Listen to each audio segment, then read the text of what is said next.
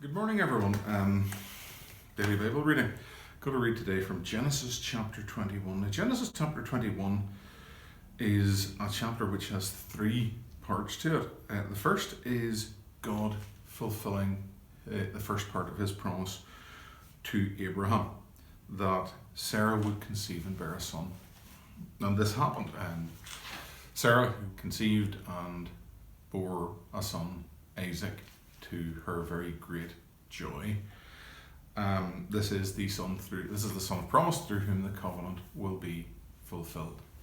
The second part is, on the face of it, extremely unattractive, where there's a dispute among the women, and this results in Abraham disowning Ishmael and sending him and his mother into the wilderness.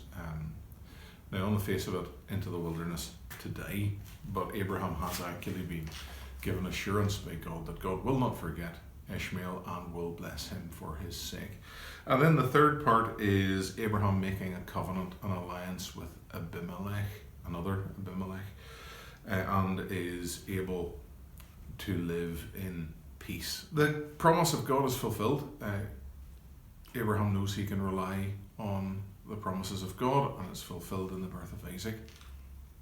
He, in response to Sarah's prompting, frees Hagar, who is a slave, and sends her and Ishmael off into the wilderness. He's been assured by God, as I say, that Ishmael will be cared for. This particular passage is amplified in Galatians chapter 4 by the Apostle Paul, writing under the inspiration of God. And Paul interprets it as allegory, something which symbolizes something else. It's interesting because it's written as history, but Paul interprets it as allegory, which is interesting given some of the arguments made by proponents of hyper-literal interpretation of Genesis.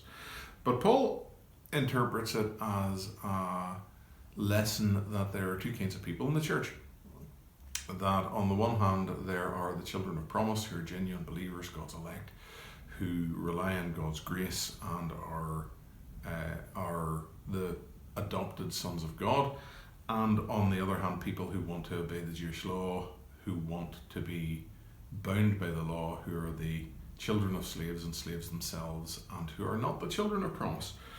You should read Galatians chapter 4 for yourself and see that. This is Genesis chapter 21. This is God's word. And the Lord visited Sarah as he had said, and the Lord did unto Sarah as he had spoken. For Sarah conceived and bare Abraham a son in his old age, at the set time of which God had spoken to him. And Abraham called the name of his son that was born unto him, whom Sarah bare to him, Isaac. And Abraham circumcised his son Isaac, being 8 days old, as God had commanded him. And Abraham was 100 years old when his son Isaac was born unto him. And Sarah said, God hath made me to laugh, so that all that hear will laugh with me. And she said, Who would have said unto Abraham that Sarah should have given children suck? For I have borne him a son in his old age. The child grew and was weaned, and Abraham made a great feast the same day that Isaac was weaned. And Sarah saw the son of Hagar the Egyptian, which she had borne unto Abraham, mocking. Wherefore she said unto Abraham, Cast out this bondwoman and her son, for the son of this bondwoman shall not be heir with my son, even with Isaac. And the thing was very grievous in Abraham's sight because of his son. And God said unto Abraham, Let it not be grievous in thy sight because of the lad, and because of thy bondwoman. In all that Sarah hath said unto thee, hearken unto her voice, for in Isaac shall thy seed be called. And also of the son of the bondwoman will I make a nation, because he is thy seed. And Abraham rose up early in the morning, and took bread and a bottle of water, and gave it unto Hagar, putting it on her shoulder, and the child, and sent her away. And she departed, and wandered in the wilderness of Beersheba. And the water was spent in the bottle, and she cast the child under one of the shrubs. And she went and sat down over against him, a good way off, as it were a bow shot. For she said, Let me not see the death of the child. And she sat over against him, and lifted up her voice, and wept. And God heard the voice of the lad.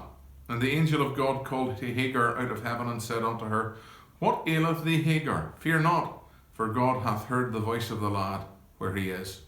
Arise, lift up the lad and hold him in thine hand, for I will make him a great nation. And God opened her eyes, and she saw a well of water, and she went and filled the bottle with water, and gave the lad drink. And God was with the lad, and he grew, and dwelt in the wilderness, and became an archer. And he dwelt in the wilderness of Paran, and his mother took him a wife out of the land of Egypt. And it came to pass at that time that Abimelech and Phicol, the chief captain of his host, spake unto Abraham, saying, God is with thee in all that thou doest. Now therefore swear unto me here by God, that thou wilt not deal falsely with me, nor with my son, nor with my son's son, but according to the kindness that I have done unto thee, thou shalt do unto me, and to the land wherein thou hast sojourned. And Abraham said, I will swear.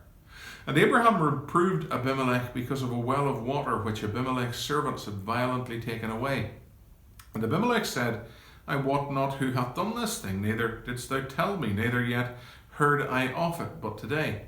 And Abraham took sheep and oxen, and gave them unto Abimelech, and both of them made a covenant. And Abraham set 7 ewe lambs of the flock by themselves. And Abimelech said unto Abraham, What mean these 7 ewe lambs which thou hast set by themselves? And he said, For these 7 ewe lambs shalt thou take out of my hand, that they may be a witness unto me that I have digged this well. Wherefore he called that place Beersheba, because there they sware both of them. Thus they made a covenant at Beersheba. Then Abimelech rose up, and Phicol, the chief captain of his host, and they returned into the land of the Philistines. And Abraham planted a grove in Beersheba, and called there on the name of the Lord, the everlasting God. And Abraham sojourned in the Philistines' land many days. Amen.